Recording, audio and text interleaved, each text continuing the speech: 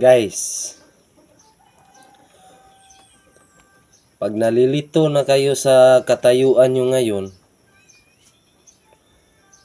huwag naman kayong manghihinayang. Huwag kayong susuko. Kaya nyo yan. Laban lang. Pero pag nalilito talaga kayo sa katayuan nyo, umupo na lang kayo. Deserve mo yan!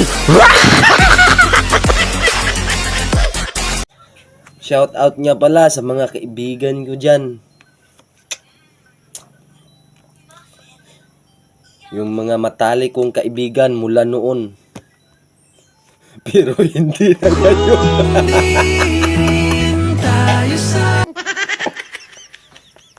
Deserve mo yan!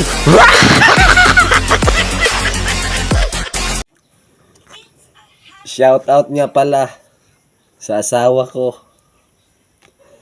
Mamahalin kita 24/7 hanggang sa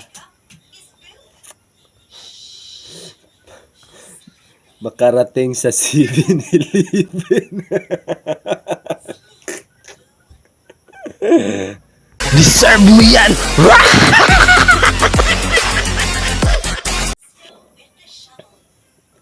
Nung isang araw, pumunta kami ng city. What?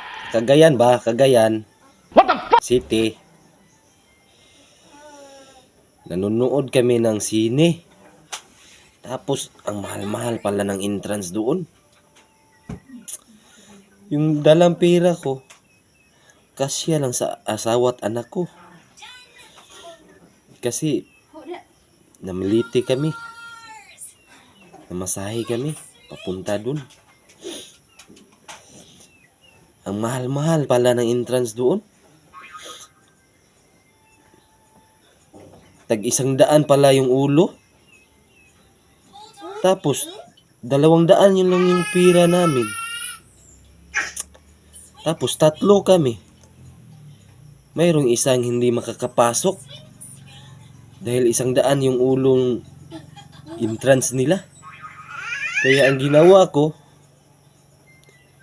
pinutol ko yung ulo ko para makapasok kami lahat. Deserve mo yan!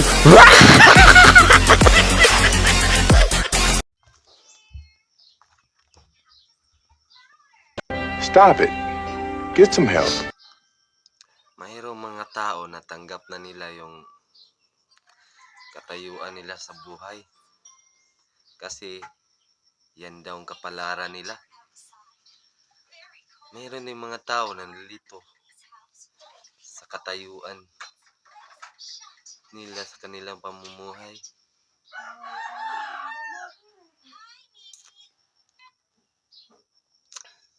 Hindi nila matanggap yung kapalaran nila. Kaya guys, kapag nalilito kayo guys, sundin nyo lang sasabihin ko. Putulin nyo yung kamay nyo. Para maiba naman kapalaran nyo.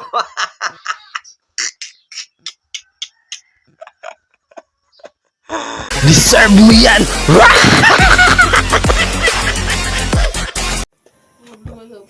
Karamihan sa mga tao ngayon, mayroon talagang tao na napakaraming pulga sa ulo nila. Kuto ba kuto? Tapos hindi nila alam anong gagawin. Yung iba, para mawala yung pulga sa ulo nila, lalagyan nila ng chok o ano bang pang harina. Namumroblema talaga sila. Hindi nyo ba alam guys na isa lang solusyon dyan? Tips ko sa inyo guys. Sinong mayroong garapata or kuto dyan sa mga ulo nyo, ito lang solusyon. Maniwala kayo. putulin nyo yung ulo nyo para tanggal lahat kuto sa ulo nyo.